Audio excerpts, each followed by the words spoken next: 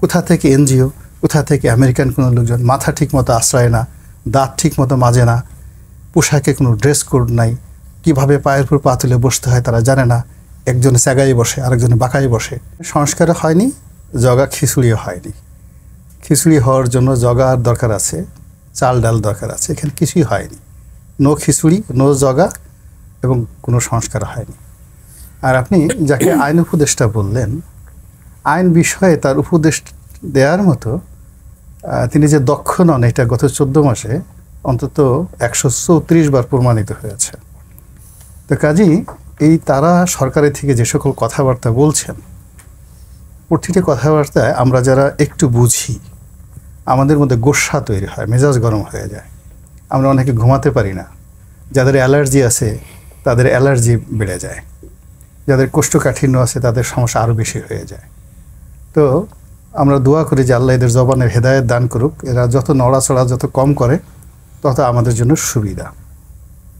এবং এরা এই প্রথম থেকে যে অনাহূত যে কাজগুলো করছে, আমি কামাল ভাই যখন মাসুদ কামাল ভাই কথা বলছিলেন তখন আমার হঠাৎ করে মনে পড়লো ধর্মে একটা কথা আছে, আমাদের ধর্মে, ইসলাম ধর্মে, যে ফিতনা সৃষ্টি করা হত্যাকাণ্ডের চেয়েও জঘন্য অপরাধ।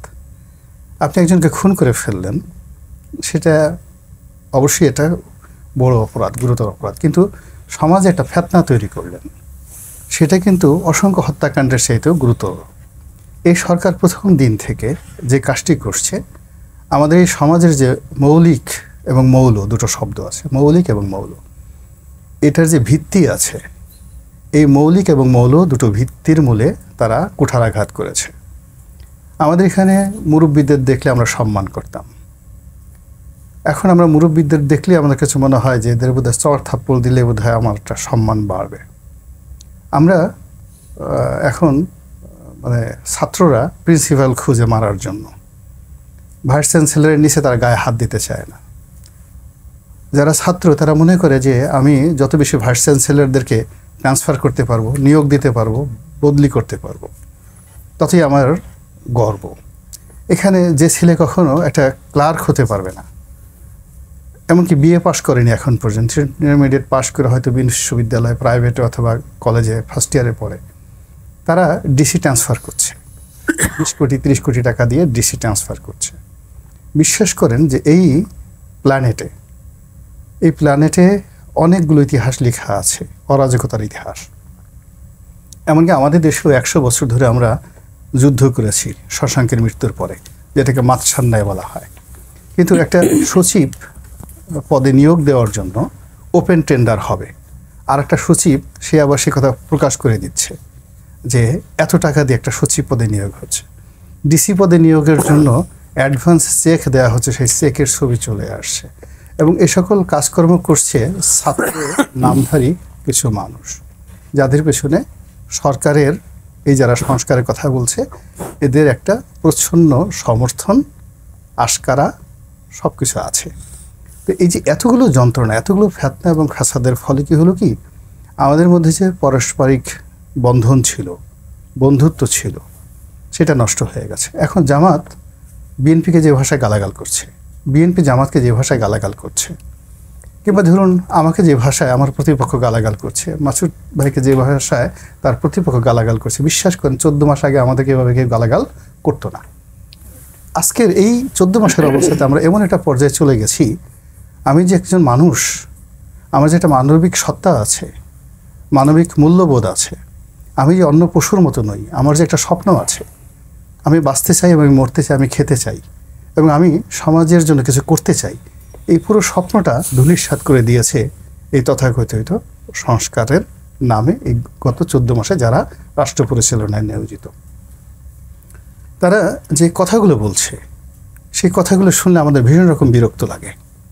মানে বিশ্বাস তো দূরের কথা, একটা অ্যালার্জি তৈরি হয়, যে কথাগুলো সমালোচনাও করা যায় না, এমন সব কথাবার্তা। তারপরে আছে না যে আমাদের বাংলাদেশে একটা কথা আছে, ছোট মুখে বড় কথা।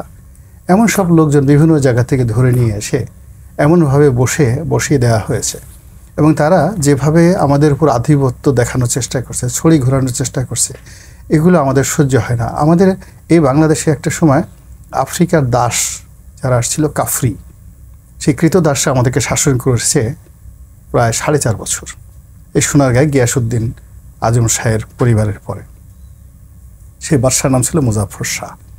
ওই সময়টাতে বাঙালির যে যন্ত্রণা হয়েছিল তার চেয়ে বেশি যন্ত্রণা হচ্ছে এখন। কোথা থেকে এনজিও, কোথা থেকে আমেরিকান কোনো লোকজন, মাথা ঠিক মতো আশ্রয় না, দাঁত ঠিক মতো মাজে না, পোশাকে কোনো ড্রেস কোড নাই, কীভাবে পায়ের উপর পা তুলে বসতে হয় তারা জানে না। একজনে চাগায় বসে, আরেকজনে বাঁকায় বসে, পায়ে দামি একটা টাই পরে আছে তো জুতায় পলিশ নেই। মানে এগুলো দেখলে আমরা এই গত 20-30 বছর যাবৎ আমাদের মধ্যে যে একটা কালচার গড়ে উঠছিল যে আমরা সিঙ্গাপুর হব, মালয়েশিয়া হব, আমেরিকা হব, বা আমরা বড় বড় যে স্বপ্ন দেখতাম, চাঁদে যাওয়ার স্বপ্ন দেখতাম, এখন চাঁদে যাওয়ার পরিবর্তে আমরা খুঁজতেছি যে মাটির নিচে গর্ত করে কোনো কয়লার খনি আছে কিনা, সেখানে গিয়ে একটা ডুব দিয়ে আসি। তো আমাদের এই সংস্কার বলতে যা কিছু বোঝাচ্ছে, এইভাবে আমাদের স্বপ্নকে, ইচ্ছাকে, প্রেম, ভালোবাসা, বেঁচে থাকার আগ্রহ, আমাদের উৎপাদনশীলতা, আমাদের শিল্প কলকারখানা করার যে ইচ্ছা শক্তি, আমাদের রাজনীতি করার যে চিন্তাভাবনা, এখনই দেখেন রাজনীতি করব, একটা মন্ত্রী হব, একটা এমপি হব। একজন সংসদ সদস্য কাকে বলে? সিভিল সার্ভিসে একটা মানুষ ক্যাবিনেট সচিব হয়, তারপরে পুলিশের আইজি হয়, তারপর সেনা প্রধান হয়, এরপর রিটায়ার করার পর তার স্বপ্ন জাগে সে একটা মেম্বার অফ পার্লামেন্ট হবে, জনগণের প্রতিনিধি হবে। বোঝার চেষ্টা করুন সে কোন পর্যায়ের। সেটাকে আমরা এখন এমন একটা জায়গাতে নিয়ে আসছি যে এমন মানুষ এখন সংসদ সদস্য হওয়া তো দূরের কথা, আপনাকে আমাকে এমপি বানানোর জন্য তারা এমন একটা কারখানা খুলে বসেছে যে কোনো ভদ্রলোক যারা রাষ্ট্র পরিচালনা করতে পারে, রাষ্ট্র সম্পর্কে যাদের ধারণা আছে, তারা এখানে রাজনীতিতে আসবে। আমার কাছে মনে হচ্ছে সেই রুচি অভিরুচি বাঙালি হারিয়ে